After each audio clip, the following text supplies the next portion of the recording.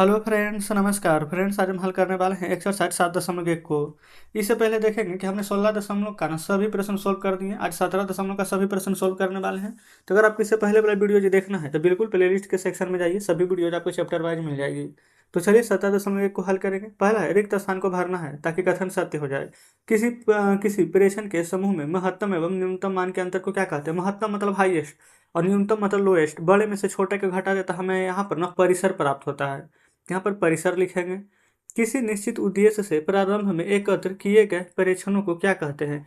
तो देखेंगे जितना परीक्षण यहाँ पर प्राप्त होगा उसको यहाँ पर आप लिख सकते हैं कि प्राप्त आंकड़े या फिर अवर्गीकृत आंकड़ा कहते हैं।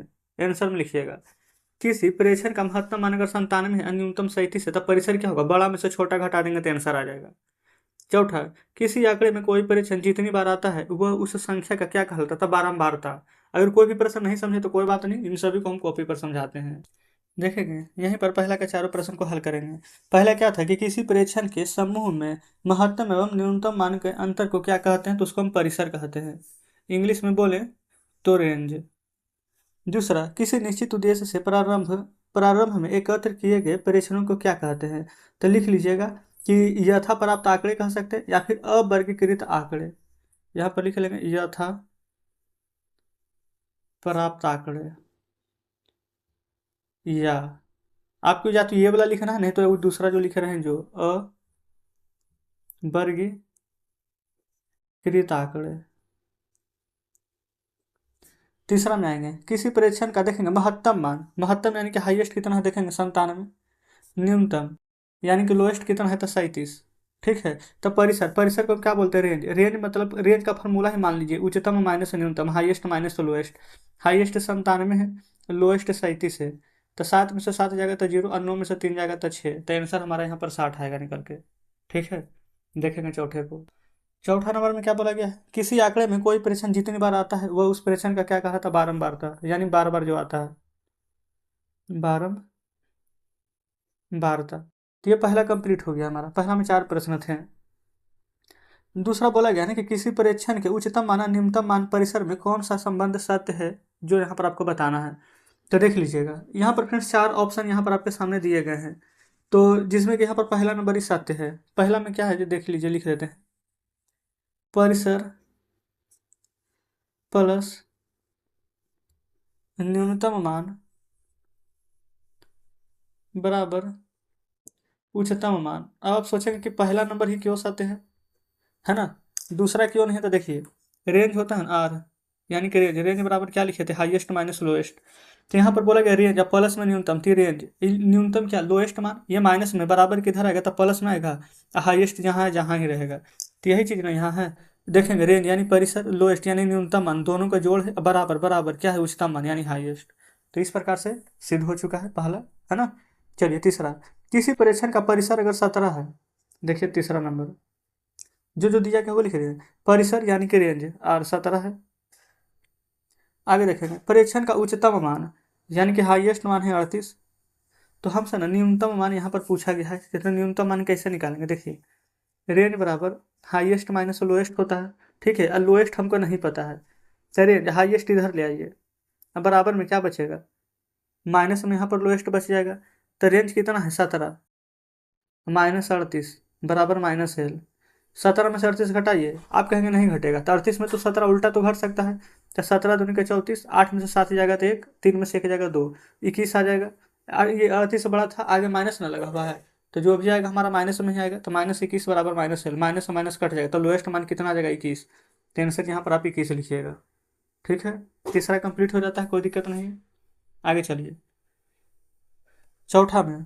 चौथा में बोला गया किसी प्रेक्षण का परिसर 13.4 है, यानी रेंज 13.4 है। न्यूनतम मान, लोएस्ट मान कितना है? 12.3। तो महत्तम मान पूछा गया है। देखिए रेंज बराबर हाईएस्ट माइनस लोएस्ट, लोएस्ट दिया गया है तो रेंज इधर आ जाएगा, तो लोएस्ट प्लस में, हाईएस्ट जो जहाँ वही रहने दीजिए। तो रेंज के सामने हो जाएगा 13.4 प्लस लोएस्ट हो जाएगा 12.3। जोड़ दीजिए दोनों को, 3 और 4 7 दशमलव, अब 12 13 25। तो हाईएस्ट मान कितना आ जाएगा निकल करके? तो आप कहेंगे 25.7। ठीक है। आप चाहें तो हिंदी में लिख सकते हैं महत्तम मान। क्लियर है। पचमा, बोला गया कि निम्नलिखित आंकड़ों का परिसर लिखे। 5 नंबर प्रश्न देखिएगा, 5 में 4 प्रश्न दिए गए हैं। 5वां का पहला परिसर बनाना है। परिसर कैसे बनाएंगे? अच्छा फिर से फॉर्मूला लिख देते हैं, चलिए हिंदी में ही लिख दें।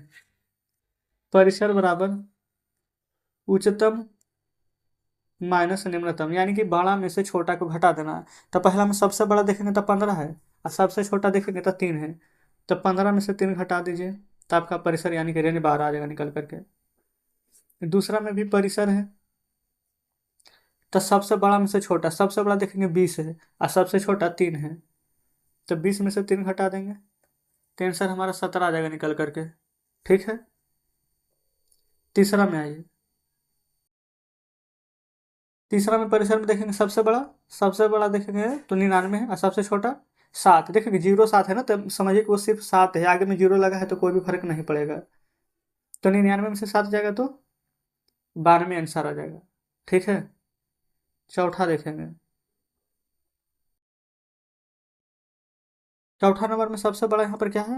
69 ना, 69, और छोटा 6। तो 69 में से 6 जाएगा, 9 में से 6 जाएगा 3, यानी 63। तो फ्रेंड्स हमारा यहाँ पर आंसर कितना आ जाएगा? तो 63। क्लियर है, कोई दिक्कत नहीं है। तो 5 नंबर तक अभी कंप्लीट हो गया है। अब आते हैं छठे पर। छठा में क्या बोला गया है कि यदि बारंबारता 12 हो तो संगत मिलान चिन्ह लिखें। अच्छा संगत मिलान चिन्ह ऐसे होता है, जैसे 12 है ना, तो 1 2 3 4, 4 बार लिखने के बाद 5वां में इस प्रकार से काट दिया जाता है। तो 5 6 7 8 9, 4 ही बार लिखेंगे, काट देंगे तो हो जाएगा 10, 1 11 1 12, बन गया। इतना ही करना है छठा में। सातवां में आइए, सातवां में यदि बारंबारता 9 है तो देखिए 1 2 3 4, 5वां में काट देंगे 5 6 7 8 9, बस बन गया, यही है 9। 8वां में निम्नांकित मिलान चिन्ह की संगत बारंबारता लिखे। लिखना है कैसे? देखिए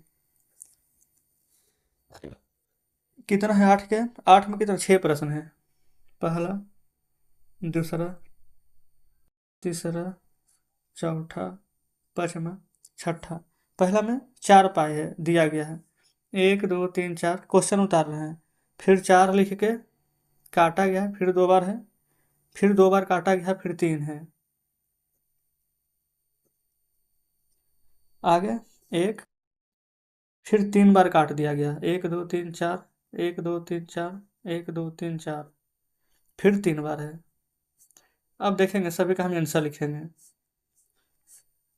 यहाँ देखेंगे गिनिएगा तो टोटल यहाँ पर 4 गो है, तो 4 देखेंगे। 4 लिखे एक बार जहाँ पर काटा मिल जाए, समझिए 5 है, ठीक है। 4 एक बार काट दिया गया तो 5 है 2 7, 5 5 10 और 3 13। ये तो सिर्फ 1 है तो ये 1 हो जाएगा। ये देखेंगे 5 5 10 5 15, ये देखेंगे 3 है तो सिर्फ यहाँ पर 3 लिखेंगे। तो सिर्फ इतना ही करना था, हमारा 8वां नंबर कंप्लीट हो जाता है। आगे चलेंगे 9वें पर।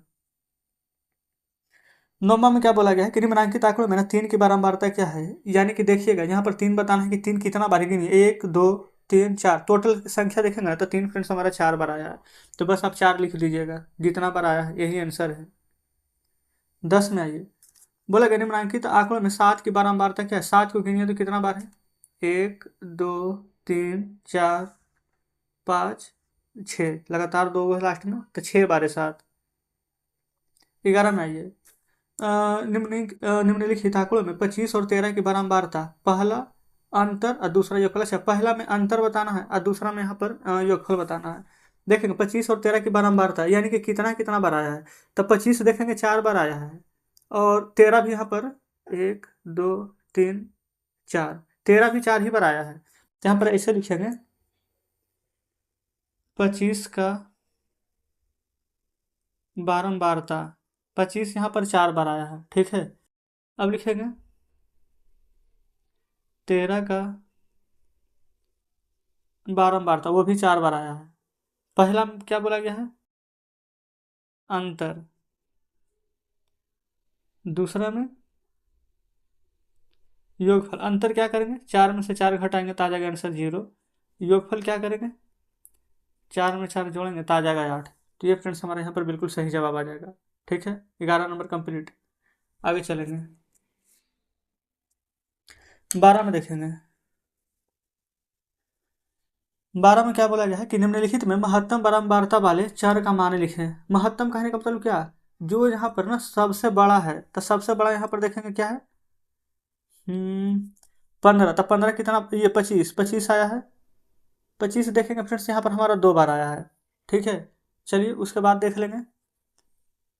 15 1 2, 15 3 बार आया है। फिर 11 1 2 3 4 5 6, सबसे ज़्यादा फ्रेंड्स यहाँ पर 11 आया है। ठीक है, तो यहाँ पर हम लिख लेंगे आंसर में महत्तम बारंबारता वाले चर 11 है। क्लियर है। 13 में आइए। अच्छा, यहाँ पर 12 13 निम्नलिखित में न्यूनतम बार, अच्छा 13 में कोई दिक्कत नहीं, वही तो हम सोच रहे थे। इसमें बोला गया न्यूनतम बारंबारता वाला, यानी कि यहाँ पर ना जो यहाँ पर सबसे कम बार आया है, तो देखेंगे 17 1 2, 2 बार 25, 2 बार 21 19। सबसे कम बारंबारता फ्रेंड्स जो न्यूनतम बार आया है ना, सबसे कम 19, सिर्फ एक बार आया। आप चाहें तो यहाँ पर गिन लेंगे, तो यहाँ लिखेंगे न्यूनतम बारंबारता वाले चर, ये हो जाएगा हमारे यहाँ पर 19। ठीक है, बताएंगे कोई दिक्कत? आप कहेंगे बिल्कुल भी नहीं, क्योंकि 19 सिर्फ एक बार आया था। ठीक है, आप देख लेंगे। तो ये भी हमारा हल हो गया 13।